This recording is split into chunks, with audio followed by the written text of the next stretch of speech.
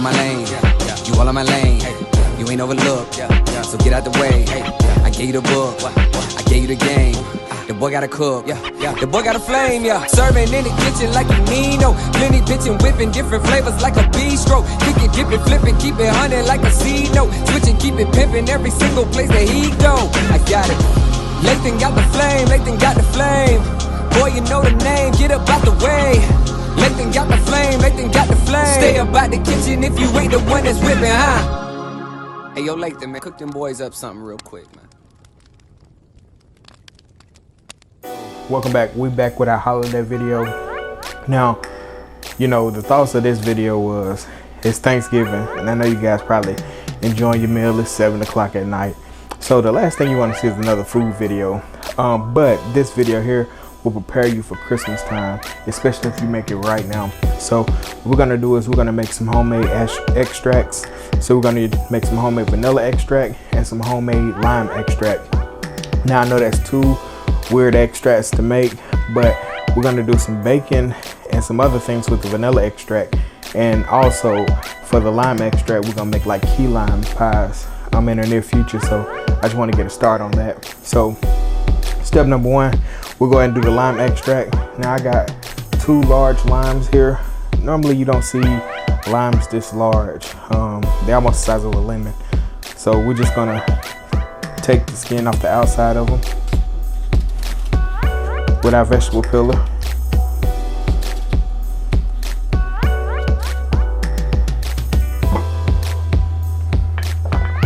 Once you get them all peeled, you're gonna see a little of the pith on the inside of it, the white stuff here. And we're just gonna remove that as well with a little paring knife, a little elbow grease, and you should get it removed.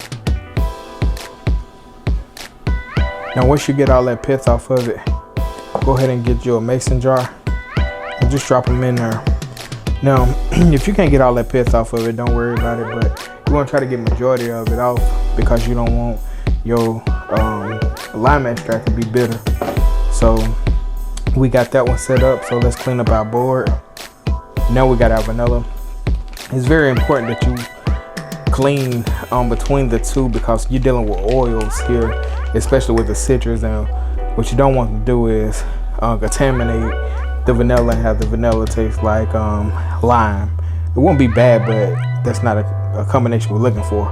So with the vanilla beans, what we're gonna do is, so they are tall enough to stand in our jar, so we're just gonna split them down the center, and that's gonna expose the little vanilla beans.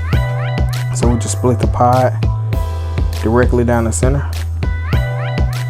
Some people go through and scrape. I don't want to do that. I just want to expose the bean.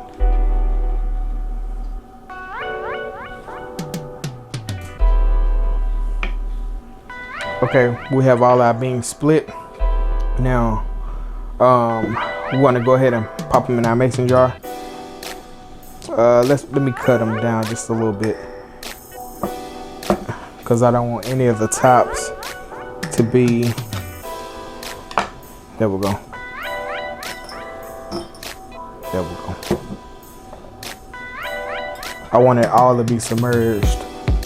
Now, you can use food grade glycerin for this, but the way I was taught in school, you want to use a good quality vodka. Now, I don't drink and I don't believe in drinking, but the deal is vodka is very neutral, and what it will do is extract all of the flavor out of both of these guys.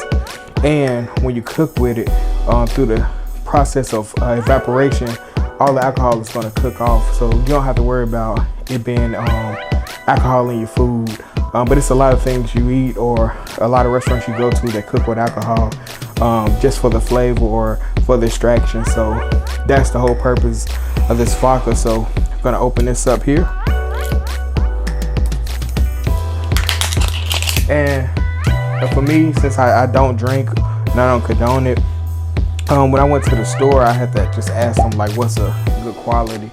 And they told me this brand here. I never heard of it, and I don't want to endorse the brand, so let me turn it around. But we'll go ahead and fill it up.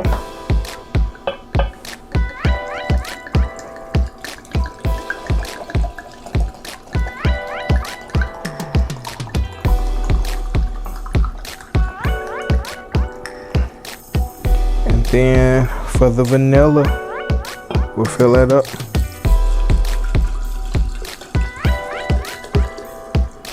And since we split the beads, we're gonna give it a shake before we store them, and you should see some of the beans actually come out.